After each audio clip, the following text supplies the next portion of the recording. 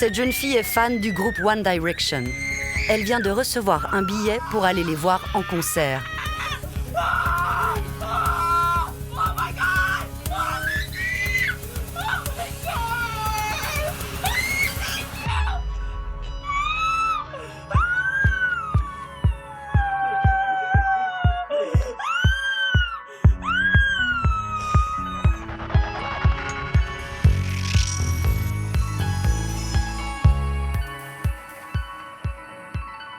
Bonsoir, la séquence que vous venez de voir est l'image un peu caricaturale que bien souvent on se fait des fans.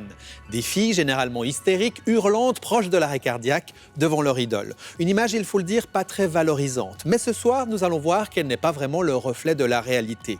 Pour commencer, il n'y a pas que des filles et en plus pas certain que la fan-attitude soit dénuée de sens. Dans l'heure qui suit, nous allons décrypter ce phénomène et découvrir ses nombreuses facettes.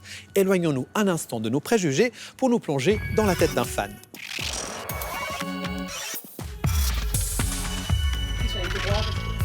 Dans cette émission, vous allez voir pourquoi et à quel âge on devient fan. Vous découvrirez le témoignage d'Engie, fan de Louane. La voix qu'elle a, tout le monde en rêve.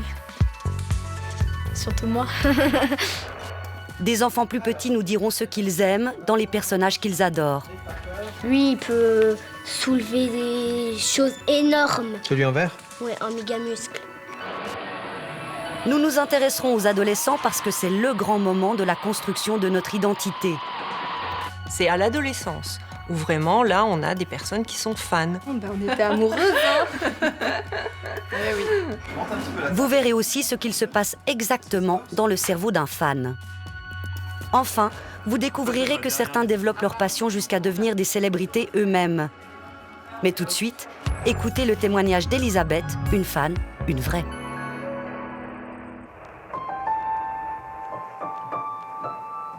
Je suis dans une petite famille qui aime beaucoup la musique, avec un frère, Christophe, mon aîné, qui a très vite passé du piano classique au rock'n'roll.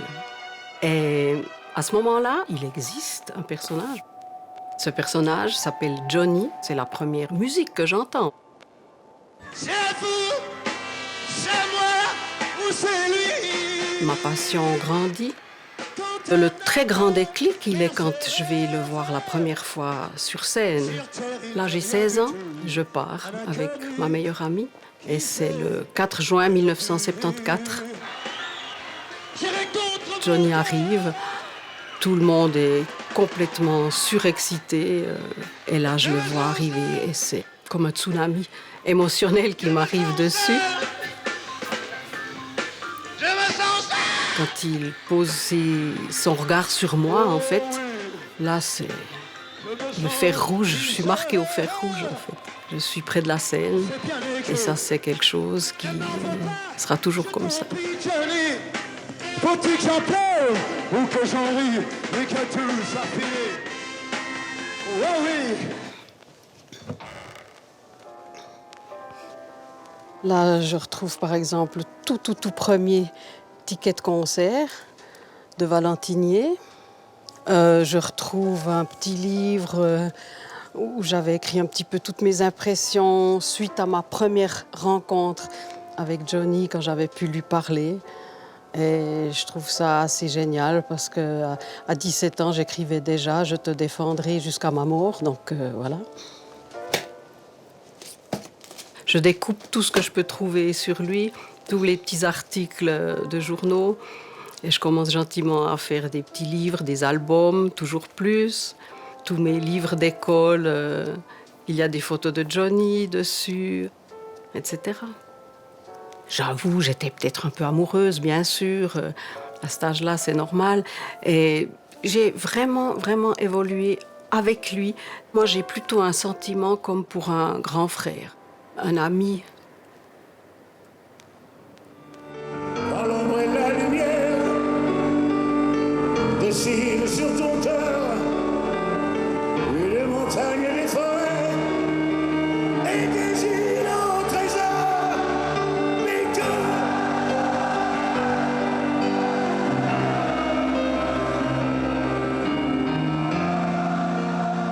Je fais des centaines de concerts qui s'enchaînent, le plus que je peux, en Suisse, en France, partout.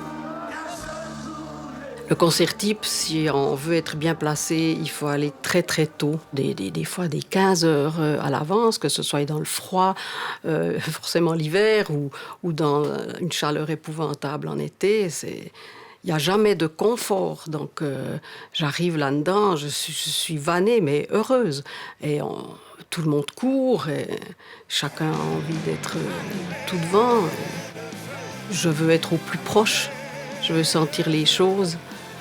On ne peut pas vivre une passion si on est assis tout derrière.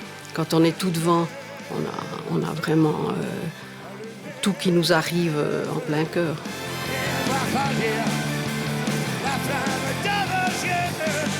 Ça, c'est vraiment quelque chose qu'on ressent au plus profond de soi.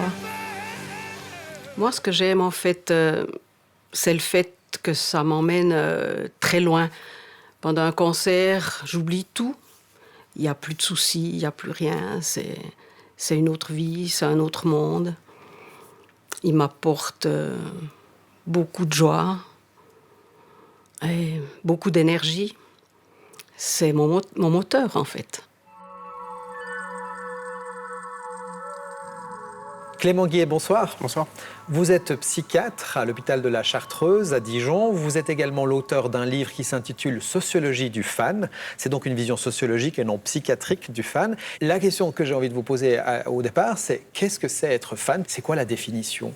Alors, être fan, c'est d'abord une histoire de passion. C'est quelqu'un qui va développer une passion pour un objet culturel spécifique, souvent issu de la culture populaire, que ce soit un chanteur, un acteur, une série comme les fans de Friends, une saga comme les fans d'Harry Potter. Et donc cette passion, elle va se traduire par un surinvestissement en termes de temps, en termes d'argent très souvent, et surtout, ce qui est le plus important, en termes affectifs. Donc il va y avoir des sentiments qui vont se développer, des deuils lorsque la star va mourir. Et donc cette passion va occuper énormément de temps et va avoir même participé à la définition de la personne. Est-ce que c'est un phénomène qui est récent? Alors c'est un phénomène, je dirais, qui a toujours été dans le sens où ça traduit une passion intrinsèque à l'homme. Il y a toujours eu ce besoin d'idéalisation, ce besoin d'identification et de modèle. Je repense par exemple à la Lisztomania. Au XIXe siècle, le pianiste Franz Liszt, un romantique, avait un public avec des comportements parfois comme les fans contemporains. Donc il y avait certains de ces fans qui avaient des médaillons à son image, qui allaient récupérer ses gants, ses mégots, à ces concerts qui se pâmaient lorsqu'il apparaissait. Donc c'était un comportement qui déroutait un peu les commentateurs contemporains, mais qui existait déjà 100 ans avant la Beatlesmania, et aussi après les stars hollywoodiennes des années 20-30. Et enfin, c'est on va dire l'émergence du baby-boom avec une classe d'âge jeune qui a donné le fan, comme on le connaît aujourd'hui, les fans de rock, les fans de pop musique en général. Comment vous expliquez que quand on pense aux fans, souvent, c'est en réalité peu élogieux? On pense à des hystériques, on a tous en tête ces images, ou même à des immatures, des gens quasi aliénés. Comment vous expliquez cette mauvaise réputation du fan? Alors il y a plusieurs explications. C'est d'abord le fait que les adolescents, l'adolescence est particulièrement propice à être fan. Donc on a toujours une représentation du fan immature parce qu'adolescent. On a en plus une représentation médiatique. Souvent, c'est plus facile de filmer le sosie de Johnny avec un t-shirt à tête de loup ou la fan hystérique au premier rang d'un concert que de s'intéresser à un sujet plus profondément. Alors qu'en fait, quand on s'y penche un petit peu, on s'aperçoit qu'il y a énormément de manières d'être fan et ça, c'est juste l'écume des fans, c'est-à-dire une partie émergée visible. Exactement.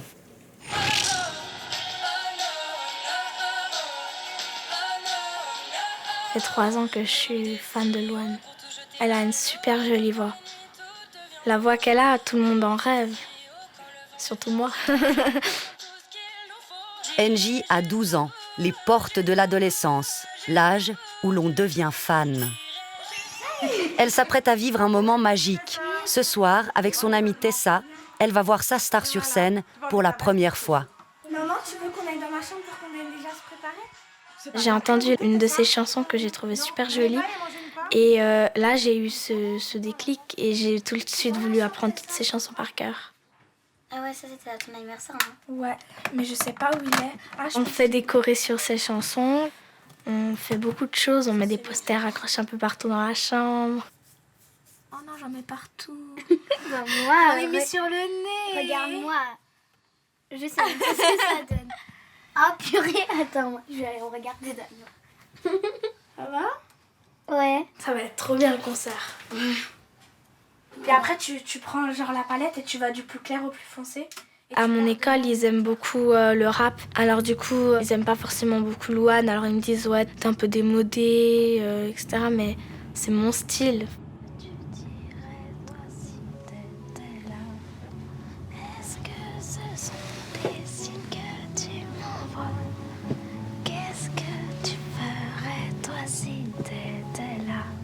Est-ce que ce sont des signes que tu m'envoies?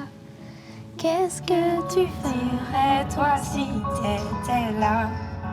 Est-ce que ce sont des signes que tu m'envoies? C'est ma chanson avec les paroles, ça me parle, etc. J'adore. Toi si t'étais là, je me raconte des histoires pour m'endormir, pour endormir ma peine. J'ai beaucoup aimé le moment où elle l'a chanté parce que j'ai ressenti ce que peut-être elle ressent, la tristesse qu'elle a peut-être ressentie à ce moment-là et la joie aussi parce que pour moi c'était la chanson que je voulais entendre. Le fait d'être à quelques mètres d'elle, t'as l'impression d'être avec elle, c'est super cool. Moi, ça donne envie d'être à sa place. Ça fait des sensations très bizarres, de la joie surtout, et des sensations qu'on n'a pas forcément l'habitude d'avoir. Ils étaient comment justement ces gens qui, comme toi... Ils étaient un peu fous parce qu'ils étaient fans aussi, donc puis ils la regardaient et du moment où elle regardait quelqu'un, ils devenaient hystériques. Je ressentais exactement pareil. Puis ma copine aussi, je pense. Parfois je pense à toi, dans les voitures. Ces émotions intenses ressenties par les fans créent un lien fort avec la célébrité. Pour le comprendre, il faut remonter aux toutes premières figures d'attachement chez l'enfant. Les questions sans réponse. À la naissance, on sait que l'homme, l'être humain, est biologiquement préparé à s'attacher à la personne ou les personnes qui vont s'occuper de lui. Le bébé va porter plus d'intérêt au visage et à la voix. Ce sont les deux grandes, évidemment, à la naissance, les deux grandes caractéristiques des personnes qui l'entourent, qui vont prendre de l'importance. Et en fait, on voit dans les attachements secondaires exactement le même intérêt pour le visage de sa célébrité préférée. Et donc, on va commencer à collectionner des images, mettre des posters dans sa chambre. La voix aussi est très importante. Elle est importante chez le bébé pour l'attachement avec ses parents, mais elle est aussi importante dans ses attachements secondaires, ce qui peut sans doute expliquer pourquoi il y a beaucoup de fans, de chanteurs, de chanteuses, de groupes. Et c'est donc les mêmes mécanismes qui ont créé ces attachements avec ses parents à la naissance, entre le bébé et ses parents, qui vont se rejouer dans ces attachements secondaires. La passion que l'on développe pour une célébrité est aussi une recherche de modèles, des modèles pour construire son identité. Mais à partir de quel âge l'enfant s'identifie-t-il à une star ? Alors, Sam. Pour le savoir, nous avons convié à une petite expérience des enfants de 6 ans et des ados d'une quinzaine d'années. Le but, savoir si l'identification se passe de la même manière chez les petits et les grands.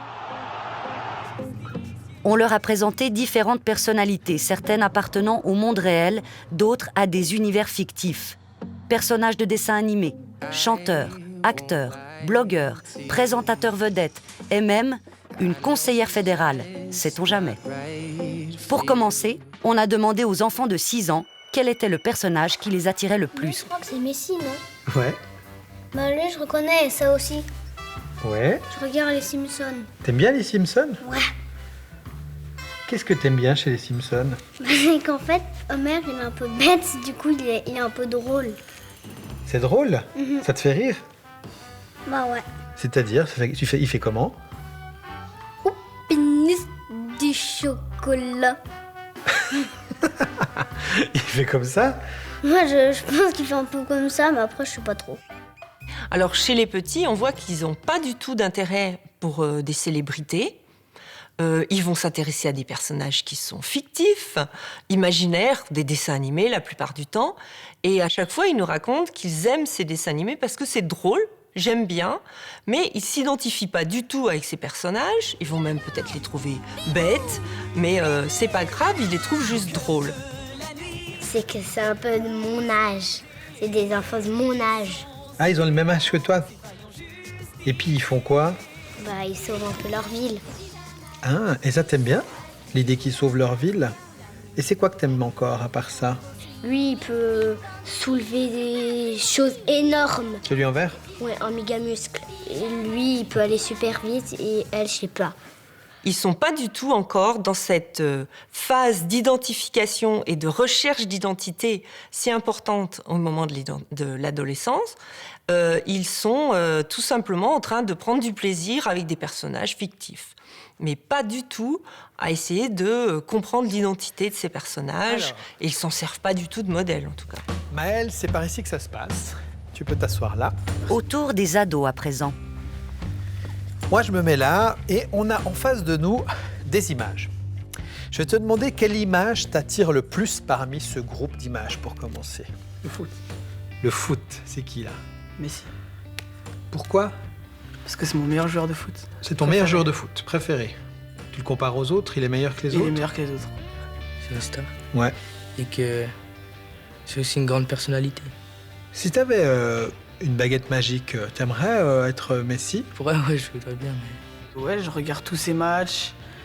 Je regarde beaucoup de vidéos de lui. Je me suis beaucoup intéressé. J'ai regardé des films de son aventure où il est né. Je sais beaucoup de choses sur lui. Est-ce que vous faites avec tes potes des choses ensemble qui ont un rapport avec justement le foot et Messi?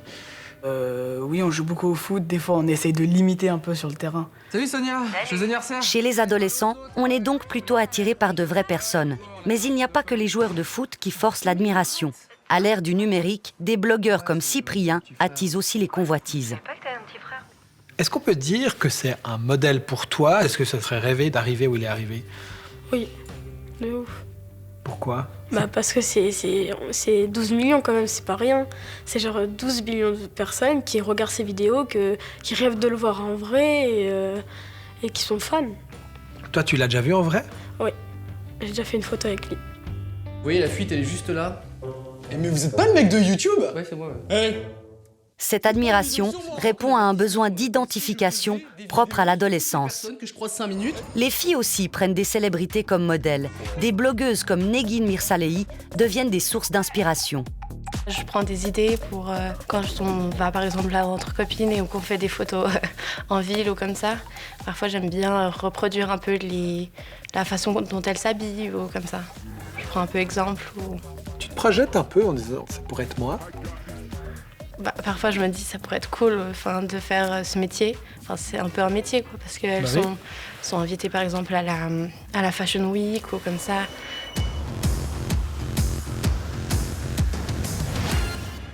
Juliette Roudet qui joue Adèle de Lettres dans Profilage. Tu la connais? Ouais. Non, je la connais pas personnellement, mais je regarde Profilage, ouais. Dans mes plans, en tout cas, c'était je voulais devenir soit actrice, soit criminologue. Du coup, dans les deux cas, ça faisait un peu... c'était la même chose. Enfin, elle est actrice et elle joue une criminologue. Du coup, ouais, ça m'intéressait beaucoup. J'aime ce qu'elle fait dans tout ce qu'elle fait, en fait. Le fait d'être fan participe à la construction de soi. Comment? Dans l'admiration et l'imitation.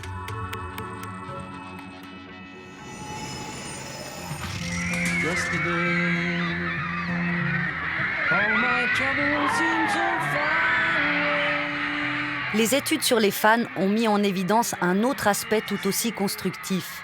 Si garçons et filles s'identifient à leurs idoles, les filles, elles, ont la particularité d'être souvent fans d'une célébrité du sexe opposé, jusqu'à en être parfois amoureuses. C'est une idéalisation de la relation amoureuse. On a la possibilité d'être dans une relation amoureuse avec une personne distante, puisqu'on est dans une relation unidirectionnelle, ça veut dire qu'on n'a pas de contact avec cette personne, et on est dans la plus parfaite relation amoureuse possible. C'est une préparation mentale, en fait, qu'ils vont faire. Donc, ils se préparent à ce que, possiblement, ils vont vivre plus tard. Et donc, c'est une façon de se préparer, tout en restant dans un cocon sécurisant. C'est des relations idéales dans la tête. Mais c'est pas parce qu'elles sont dans la tête qu'elles n'ont pas un rôle dans la vie de l'adolescent. Nous avons rencontré des fans aujourd'hui adultes qui se souviennent de leurs émois d'adolescente. Franchement, j'étais amoureuse de Hanson. Hein. C'est mon premier amour. On était amoureuses, hein. Oui. Il y avait de l'amour, et il y en a toujours, mais de façon plus modérée et différente, hein, évidemment. À 12 ans, et maintenant j'en ai 33, c'est plus la même chose. Moi, j'avais 800 posters dans ma chambre. Voilà. Là, j'ai 2-3 photos parsemées. Mais ils sont 3, ça se passe comment? On les aime les 3. Il y en a un qu'on aime un petit peu moins, c'est le grand, parce que il était un peu plus moche. Non, mais il était un peu plus dans l'âge. Les autres, ils étaient encore petits, ils n'avaient pas encore passé l'adolescence. Lui était en plein dedans avec ses boutons, ses bagues. Enfin, c'était pas non plus... Voilà, les autres, ils étaient vraiment à l'âge qu'on avait. Et ça aurait pu être quelqu'un de notre classe aussi. Oui. Tu vois, donc on pouvait avoir même un peu le même sentiment que c'était quelqu'un dans notre classe. Lui était plus ringard aussi, et il l'est toujours. C'est un peu le mal-aimé, malheureusement, du groupe, mais on l'aime quand même. Non, mais oui, je pense qu'on a des phases aussi. Toi, t'as une grande phase Zach, où t'adorais plus tard, Zach. Ouais, il ressemblait vraiment au type idéal physiquement des hommes que j'aimais à ce moment-là, quand il est devenu lui un homme, en fait.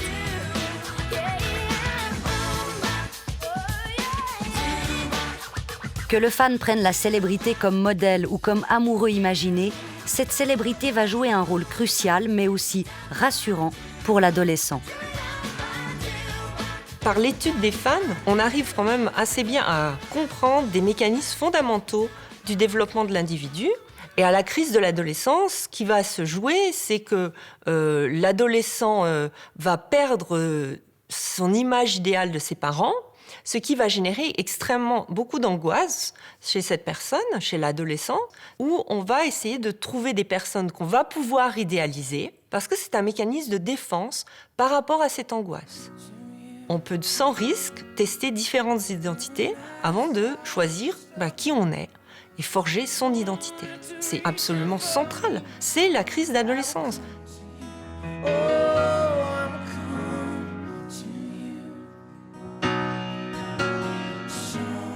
Vous êtes comment quand ils arrivent sur scène?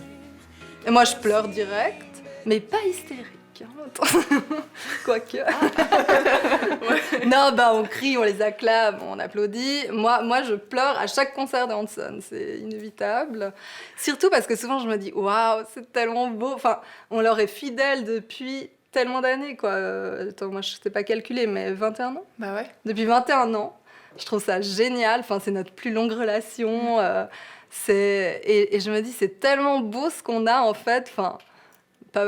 Pour eux, d'un côté, c'est chouette aussi, parce que voilà, c'est grâce à leur fanbase, vraiment, on est là, on est fidèles depuis si longtemps qu'ils peuvent continuer à faire de la musique, et voilà.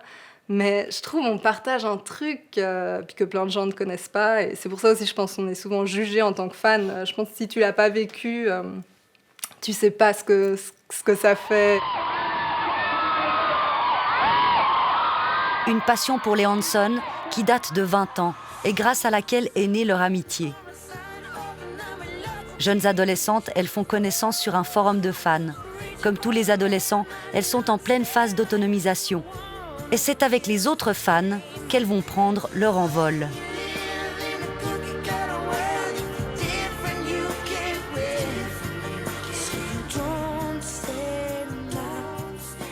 Londres, c'était le vrai voyage toute seule, le premier voyage entre fans. Sans la famille. On a retrouvé toutes les filles du forum.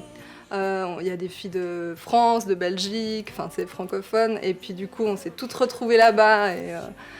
Et ça, c'était le départ de toutes nos tournées futures où on est un groupe, une dizaine, et on fait tout ensemble, quoi. C'est ça qui est chouette aussi. Ça n'aurait pas la même saveur si on était toutes seules à les suivre comme ça. Là, c'est vraiment aussi l'effet de groupe qui est sympa. Avec du coup, là...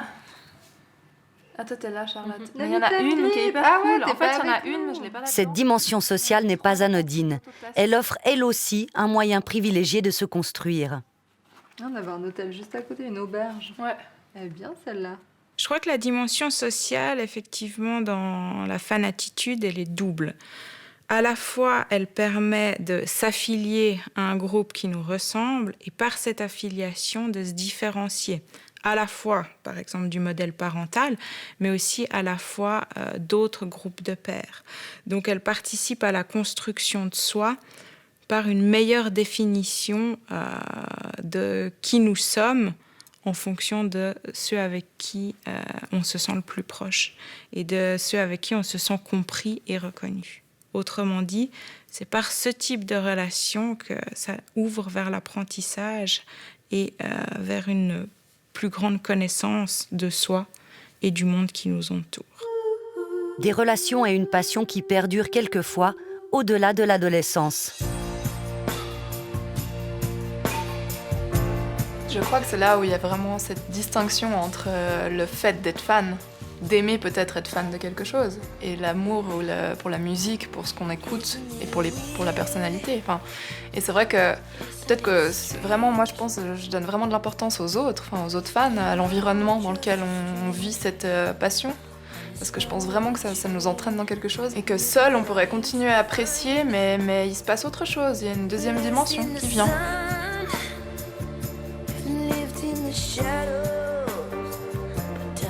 Moi, je suis super fière, je sais pas, je me dis c'est beau d'avoir un truc comme ça dans sa vie, qu'on a eu à 12 ans et qui reste intact à 33 ans et qui va me suivre sûrement jusqu'au bout, quoi.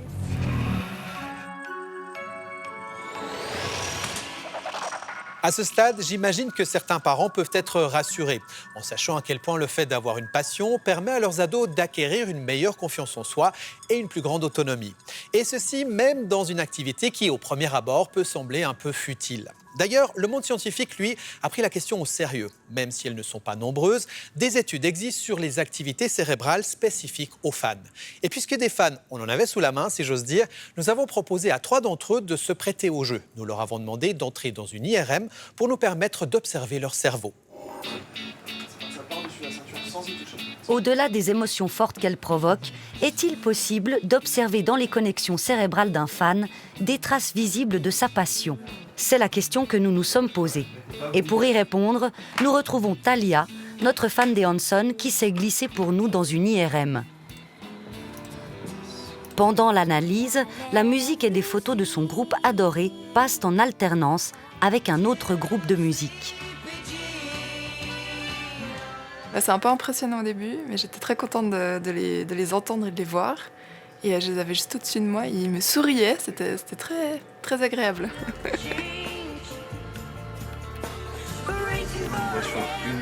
Ouais. Avec quelques essais, on a fait 16 minutes là de mesures d'activation cérébrale. On a déjà une activation spécifique qu'on prédisait dans ces régions liées aux récompenses. Donc c'est assez remarquable, c'est assez fort. Pour être sûr que Thalia n'est pas un cas particulier, nous avons demandé à 2 autres fans de se livrer à la même expérience. Une fan des Monkees et un fan de Radiohead. Les résultats prouvent qu'ils sont de vrais fans, et particulièrement ceux d'Hélène. On voit qu'en fait, il y a une activation. Donc en vert, on a les activations qui sont liées à vos stars préférées, ces fameux Monkees. Et puis en rouge, les activations liées au groupe contrôle. Et on voit qu'on a massivement des activations bilatérales, donc de 2 côtés du cerveau. Et ce qui nous intéresse particulièrement, c'est ces régions plus centrales, qui sont très importantes dans tous les mécanismes de récompense, en fait, donc de plaisir que vous éprouvez à écouter cette musique. L'autre groupe de musique, représenté ici en rouge, n'active pas du tout les zones du plaisir. Très intéressant, je ne m'attendais pas du tout à un tel résultat. Je pensais même que j'exagérais, non, apparemment pas. En tout cas, cérébralement, c'est massif. Voilà. Les résultats que notre chercheur observe vont dans le même sens que ceux obtenus dans plusieurs études. Chez les fans, certaines zones spécifiques du cerveau s'activent quand ils écoutent leur musique préférée. Plus particulièrement, les zones liées au plaisir et à la récompense, celle du striatum au centre du cerveau, la zone de l'insula liée aux réactions de notre corps et la zone occipitale qui s'active lorsqu'on voit une image de ce qu'on aime. Seule une passion ancrée dans notre mémoire peut activer ces zones. Pour notre 3e candidat, fan de Radiohead, aucun doute non plus. Les zones du plaisir sont aussi activées. Mais chez lui, une particularité est à relever. je pense chez vous le plus remarquable, c'est ces activations inférieures frontales gauche qui sont liées au langage et probablement au fait que vous connaissez ces paroles de Radiohead et donc vous avez une suractivation des zones du langage à ces musiques que vous connaissez très bien et que vous chantez à l'intérieur de votre tête. Je pensais pas que inconsciemment les paroles passaient dans ma tête. Oui, je pense que machinalement ça sort sans vouloir. On avait ces activations des régions cérébrales qui codent pour la récompense, ce fameux striatum dont on a parlé, et qui était pour les 3 individus qu'on a scannés suractivés pour le groupe qu'ils préféraient par rapport au groupe qu'ils aimaient moins. Donc ça, c'est joli de montrer que en fait, c'est reproductible à travers les individus. Et il n'y a pas besoin nécessairement d'avoir un immense groupe pour démontrer cette différence. Finalement, la musique aurait-elle quelque chose de particulier qui puisse expliquer des résultats aussi marqués ? La musique, elle a cette caractéristique d'une dynamique complexe que vous pouvez reproduire, que vous pouvez prédire. C'est aussi le cas d'un narratif dans un film. Hein. Mais ce qu'il y a dans la musique, c'est toute cette corporalité, tout ce rythme, tout cet entraînement qu'on a à vivre ce moment de musique, et de partage, d'action, en fait. Parce qu'in fine, c'est ça. C'est une action mise ensemble et qui résulte dans quelque chose où on a vraiment du plaisir. Donc ça fait du bien d'être fan. Ça fait du bien d'être fan. Yes, there were times I'm sure you knew when I bit off more than... La démonstration est faite. Les bénéfices liés à la passion d'un fan sont nombreux. Pourtant, ce type d'engagement n'est pas du tout valorisé dans la société, même si pour les spécialistes, il répond à des besoins universels. On est tous animés par un besoin de croire, par un besoin d'aimer, par un besoin d'adorer. J'ai le sentiment que la passion du fan, elle est disqualifiée quand elle prend pour objet des objets populaires. Mais quand on développe une passion pour l'œuvre de Jean-Jacques Rousseau ou pour les écrits de Beckett, la passion est nettement moins disqualifiée et nettement moins disqualifiante. Donc je pense qu'il y a finalement derrière le rejet du fan un rejet d'une culture plus populaire, moins noble, moins légitime, moins savante. Le grand amateur de Beckett n'a pas le mauvais goût de porter un t-shirt avec la tête de Beckett, ou bien va pas mettre en attendant Godot la reproduction de l'affiche derrière sur sa veste. Il témoigne de sa passion d'une façon plus conforme aux règles de bienséance. Et je crois que ce qui est rejeté avec le fan, c'est aussi des modalités d'expression de l'admiration qui ne sont pas en règle avec les us et coutumes d'une culture bourgeoise qui recommande davantage de mesures, davantage de retenue, davantage de sobriété dans l'expression de l'admiration. Mais on observe souvent des mécanismes très semblables.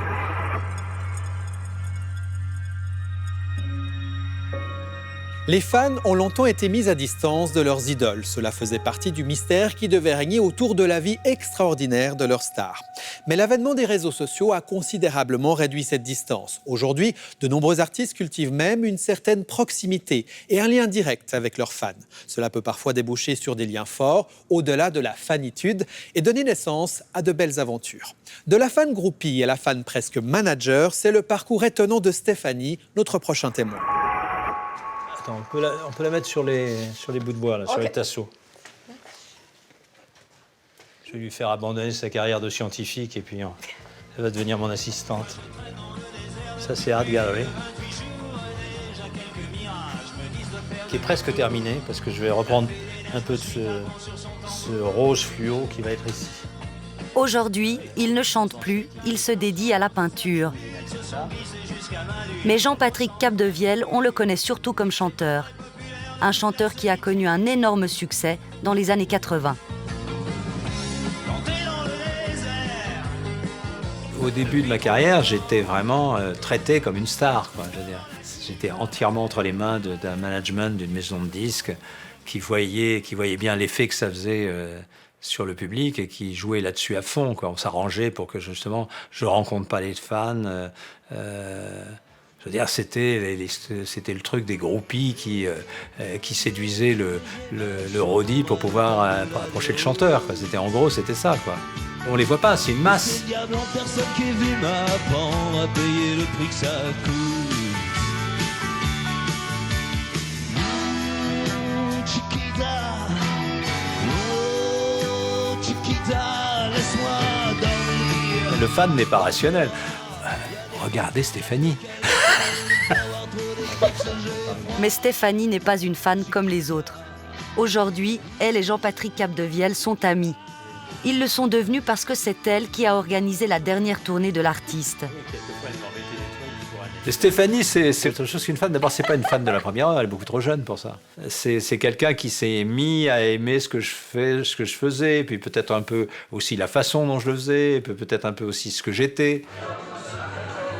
Depuis son adolescence, Stéphanie est fan de plusieurs artistes, comme Christophe, David Hallyday et bien sûr Jean-Patrick Capdevielle.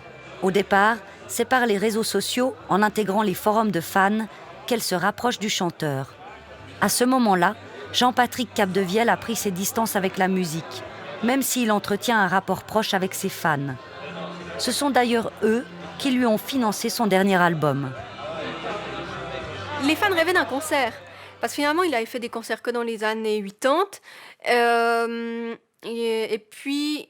Oui, il en avait parfait depuis. Il y a pas mal de fans qui n'avaient pas eu l'occasion de le voir parce qu'ils étaient trop jeunes à l'époque. Je me suis dit, il faut faire venir Jean-Patrick en Suisse. Ce soir, c'est le jour de la parade. Jean-Patrick est partant, mais à la seule condition que les fans organisent tout.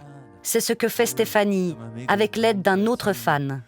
C'était un énorme succès. Le concert a été retransmis sur Option Music. Et là, c'était incroyable parce que, en plus, il y avait la pub sur Option Music. Cette radio qui passait en boucle durant toute mon enfance. Et puis, je disais à maman, tu vas entendre, ils vont parler de l'événement de Jean-Patrick Capdevielle. Un premier concert dans une vraie salle avec des musiciens tous bénévoles et fans de Jean-Patrick Capdevielle. Un concert par et pour les fans. Qui monte sans trop croire à ce qu'elle raconte toute la nuit.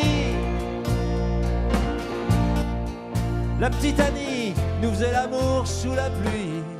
Ce qui fait que des tas de gens ont l'idée d'en faire. Et seulement, il fallait un petit peu mettre ça en ordre, faire un cahier des charges pour savoir exactement ce qu'on voulait pas. On commençait à savoir petit à petit ce qu'on voulait pas. Il fallait que quelqu'un prenne les rênes, en fait, ça, parce que sinon, c'était tout désorganisé et ça allait pas. Donc il m'a laissé faire, Jean-Patrick. Il a vu que je commençais à maîtriser l'affaire. Il a vu le cahier des charges. Il s'est dit, on y va, on lance un appel au projet et on verra bien ce qui arrive. Elle a pris ça en main avec un esprit très méthodique, rationnel, etc. Et elle me présentait, elle prenait jamais de décisions importantes seule. À chaque fois, j'avais un petit tableau expliquant tout. J'entends le pauvre Oscar appeler Saint-Jean-Baptiste. Au final, ils reçoivent une vingtaine de projets qui donnent le jour à une tournée de 8 concerts. Le dernier, à Chambéry, fait salle comble avec plus de 1000 fans. Il y a 100 personnes qui sont montées sur scène. On a fait se faire virer de la salle. Vous avez peur que la scène s'effondre. Enfin. Ouais, c'est une aventure que j'aurais pas imaginé. D'autant plus que Stéphanie n'est pas que fan dans la vie. C'est aussi une scientifique pointue dans la recherche en vaccinologie au prestigieux Trinity College de Dublin. Stéphanie, c'est entre Marie Curie et Mimi Pinson, quoi, en gros. Elle a un côté midinette et chercheuse de haut niveau. Moi, c'est quelqu'un qui m'épate parce qu'elle a cette disponibilité, cette capacité de se lancer dans des trucs comme ça, de se lancer dans des aventures et d'assumer derrière, et puis de mettre dans tout ça toujours une espèce de rigueur, une espèce une intelligence scientifique, on peut dire presque, mais qui est contrebalancée par son côté très artiste par substitution, mais en même temps, elle ne serait pas contente si elle entendait ça, parce que artiste par substitution, elle a une vision de son métier de scientifique qui est un peu du domaine de l'artistique. Quand je dis que moi je fais n'importe quoi et qu'ensuite je corrige, je m'arrange pour que ça tienne, on a eu ces discussions avec elle. Elle dit que souvent dans la science, les découvertes viennent de hasard, comme la pénicilline, c'est l'exemple le plus connu, quoi. Le point commun, en fait, artiste, chercheur, c'est la passion et aussi la créativité. Parce que finalement, il faut aussi être un peu créatif. Et donc du coup, quand on est fan, du coup je pense que c'est ce qui m'a fasciné chez les artistes. Cet esprit un peu différent en fait. Une fois on m'a dit il doit y avoir très peu de fans qui ont fait un doctorat et qui attendent devant les portes. Genre de dire que les fans c'est des gens débiles ou c'est des gens voilà, qui n'ont rien dans leur vie ou qui n'ont pas autre chose dans leur vie. Ce qui n'est pas le cas, on peut très bien être fan comme je le suis, enfin comme je le suis et je l'étais à vouloir attendre, voir l'artiste et tout ça. Et avoir une vie totalement construite et épanouie en fait. Ça m'a donné confiance en moi, en fait, je crois. Parce que je me suis dit, je suis capable de certaines choses qui semblent un peu impossibles, comme ça, ou dans une espèce de rêve, et tout d'un coup, ça se passe. Donc, peut-être ça m'a donné une sorte de crédibilité, alors, oui, une confiance, c'est ça.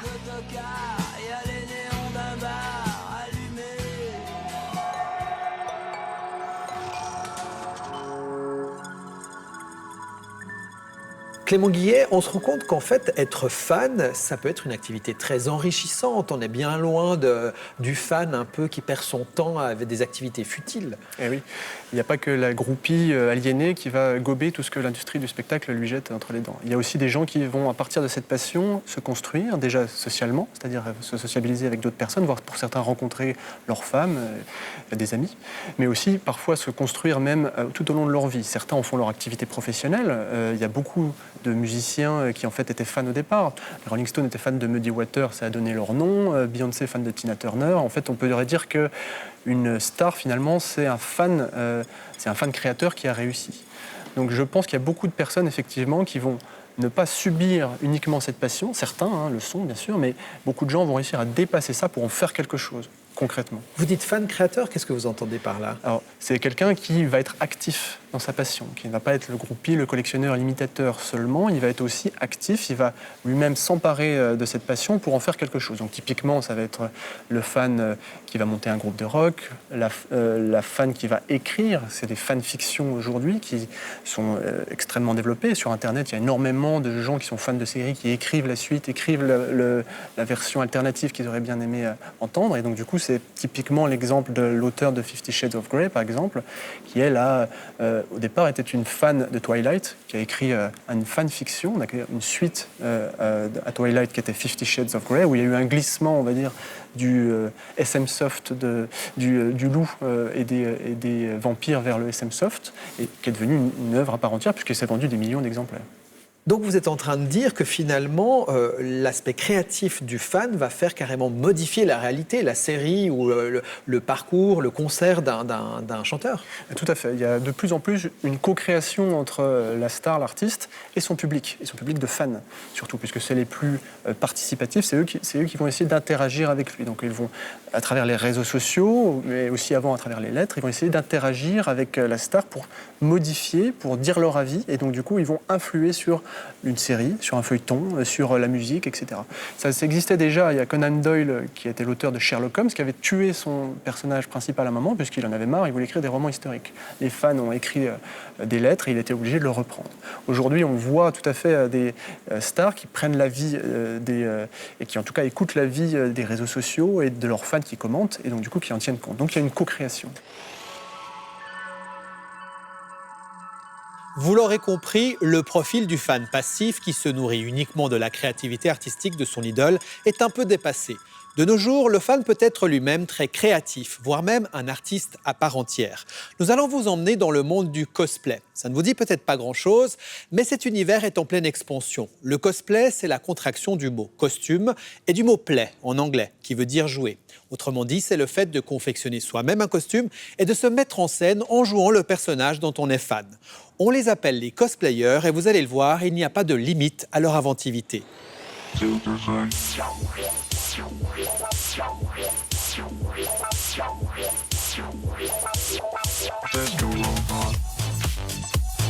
C'est mon groupe de musique. J'adore la musique électro, French Touch, depuis tout petit en fait. Et puis c'est eux qui m'ont donné un peu aussi l'envie de me lancer dans ma passion qu'est le cosplay aujourd'hui. Et puis je me suis dit, ce serait sympa de mixer du Daft Punk avec une partie danse et puis de présenter ça au public. C'était une idée que j'avais en fait. Du coup, je me suis dit, bon, je prends mon courage à deux mains. J'étais un peu manuel, du coup, je me suis dit, je fais le casse parce que je suis méga fan de ce groupe aussi. Puis en mixant en fait ma curiosité puis ma passion de ce groupe, en fait, je me suis retrouvé l'année suivante dans cette convention, un peu comme un touriste au départ, parce que je me disais, mais qu'est-ce que je fais ici ? Et puis c'est les gens qui m'ont motivé à rester parce que je me suis fait des copains et puis ils m'ont dit mais c'est génial ce que tu fais et puis c'est ça qui m'a redonné la motivation à repartir sur d'autres costumes pour les années suivantes. De fan des Daft Punk à fan créateur, Nicolas pratique sa passion depuis plus de 10 ans. C'est quoi le costume dont vous êtes le plus fier ?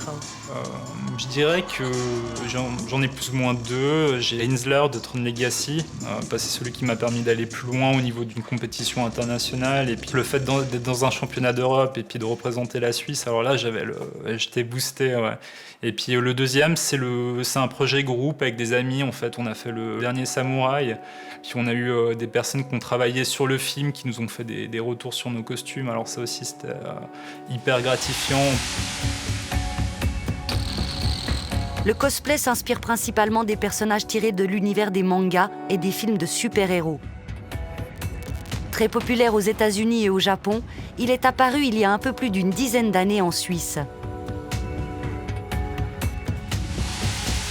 Aujourd'hui, je dirais que quand on fait du cosplay, on fait plusieurs métiers. Un peu, on est le concepteur de son costume, le réalisateur de sa prestation. J'ai toujours aimé ce côté, tourner un petit peu le personnage à ma façon et puis faire les choses différemment de ce qu'on voit.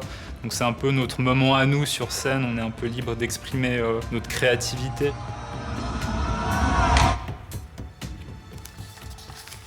Mais avant de se produire sur scène, il faut confectionner le costume entièrement à la main. C'est un long travail qui nécessite des savoir-faire complexes. J'ai appris en autodidacte en fait sur le net, en lisant, en achetant des livres. Je suis quelqu'un qui est plus orienté armure, donc on va dire que ma facilité c'est tout ce qui est armure en résine, moule, travail des composites. Donc c'était plus facile à apprendre parce que c'est ce qui me motivait. Et la couture, j'étais toujours un petit peu rechigneux, etc. Et puis aujourd'hui, je vais chercher d'autres techniques plus basées sur le make-up. Plus j'avance, plus j'ai des envies de découverte et de choses. Ça pousse à être créatif, ouais, je dirais.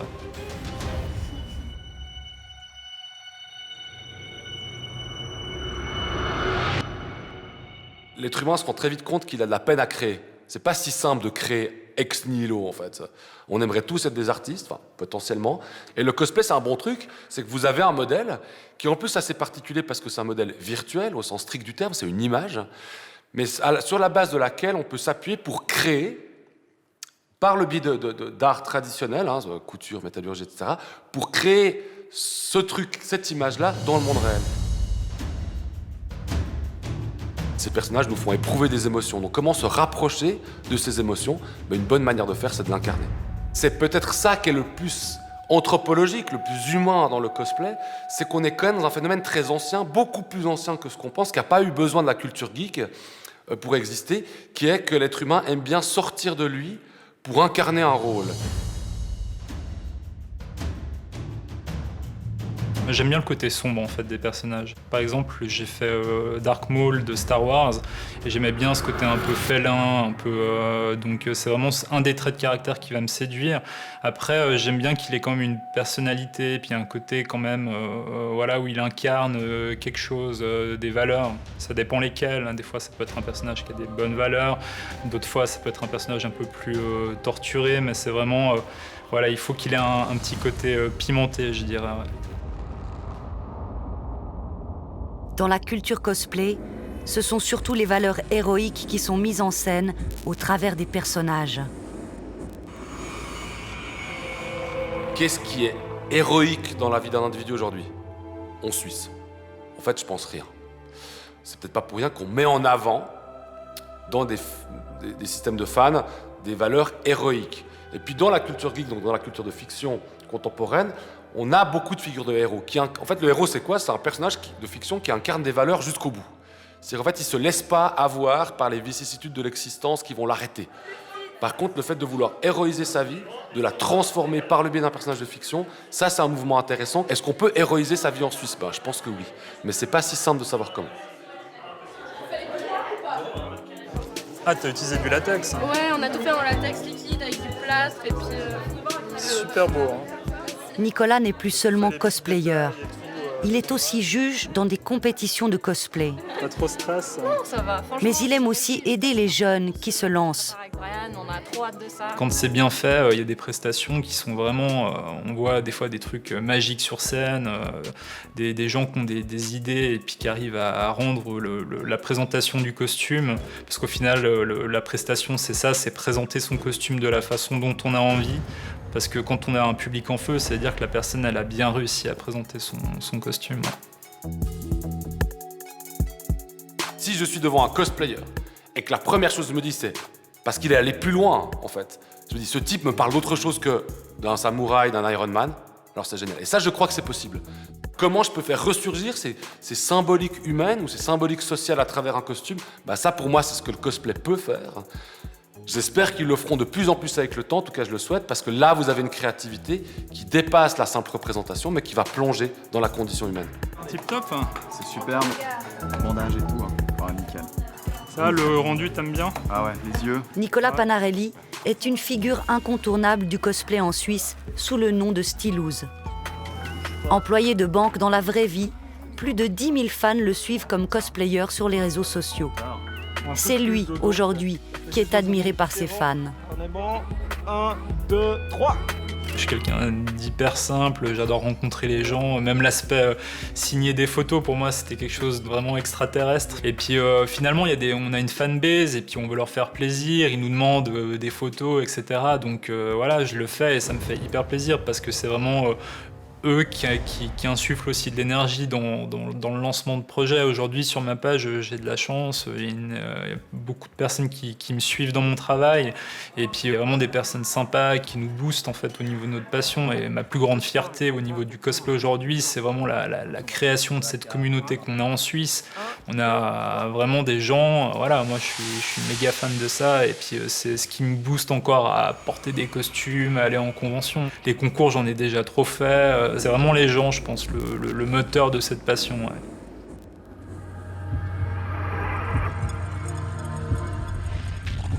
Ils ne comptent pas les heures et l'énergie consacrée à leur passion. Pour beaucoup de fans, c'est un engagement sans faille. Mais l'investissement peut être aussi, et surtout, aurais-je envie de dire, émotionnel. Une sorte d'engagement affectif à long terme. Certains fans, à un moment donné, vont d'ailleurs être confrontés à la mort de leur idole. C'est le cas d'Elisabeth, fan de Johnny, que vous avez rencontré en début d'émission. Alors, comment a-t-elle vécu cette disparition? Elle nous a confié son ressenti.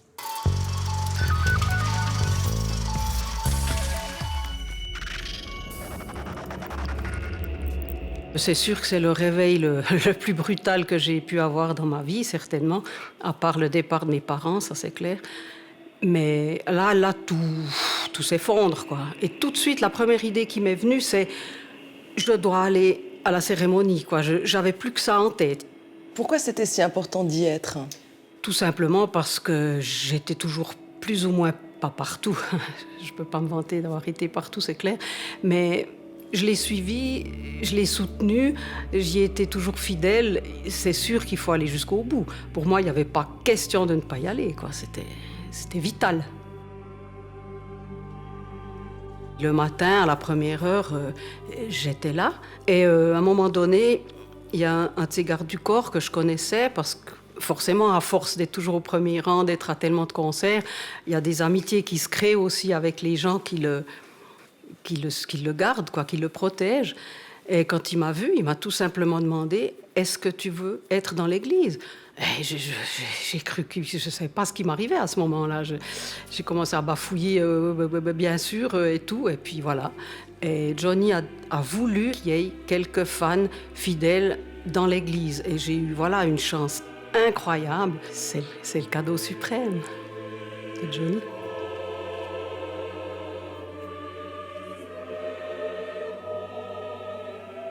Vous avez l'impression que ça vous a permis de le vivre un peu différemment, ce moment ? Absolument. Ah oui, c'était... Pour moi, ça a été... Dans cette triste journée, en fait, ça a été une expérience, mais surréaliste. Parce que je me suis retrouvée au plus proche parmi la famille, parmi tous les invités, moi qui suis personne, donc c'était hallucinant comme impression.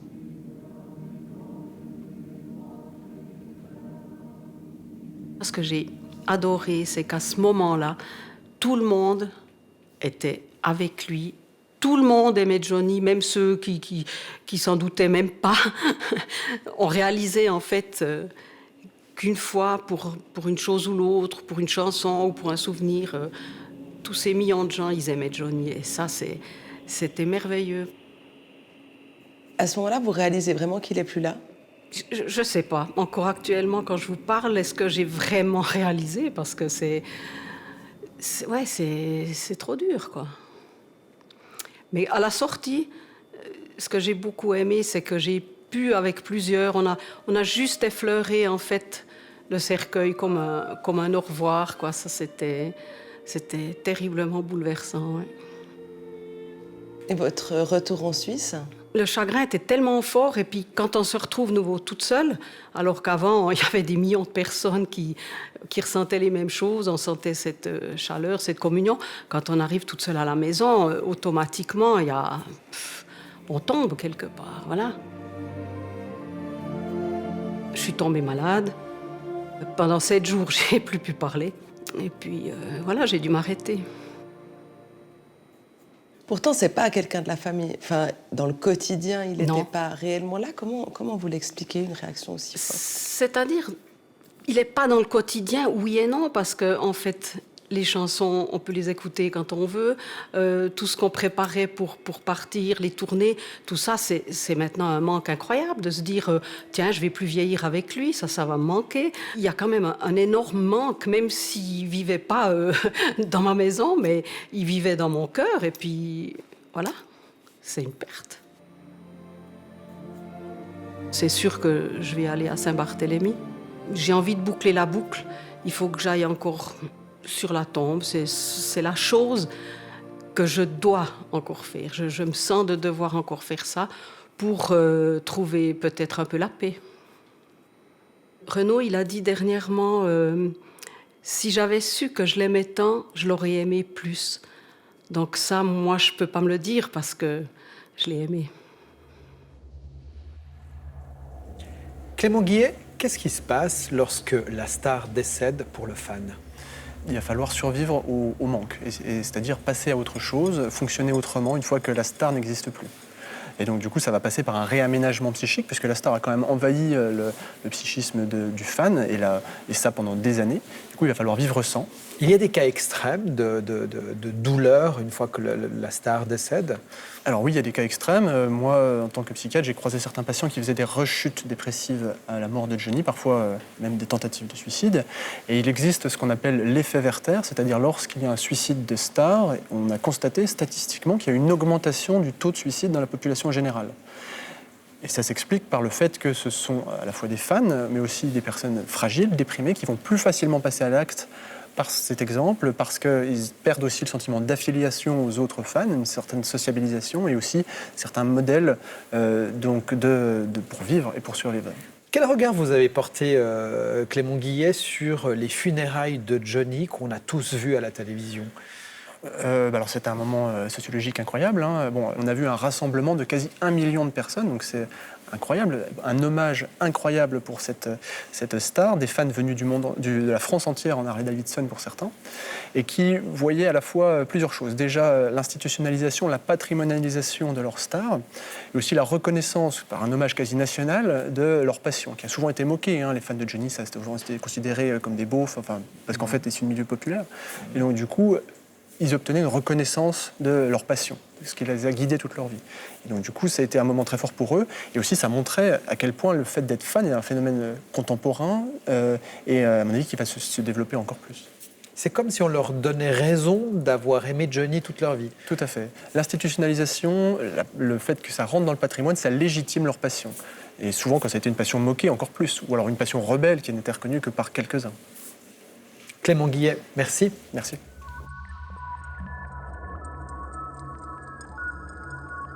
Voilà, Dans la tête de, c'est terminé pour ce soir. Si vous voulez voir ou revoir l'émission, elle est en tout temps disponible sur notre site internet. Et si vous voulez nous laisser un commentaire, vous pouvez le faire à notre adresse mail ou sur notre page Facebook.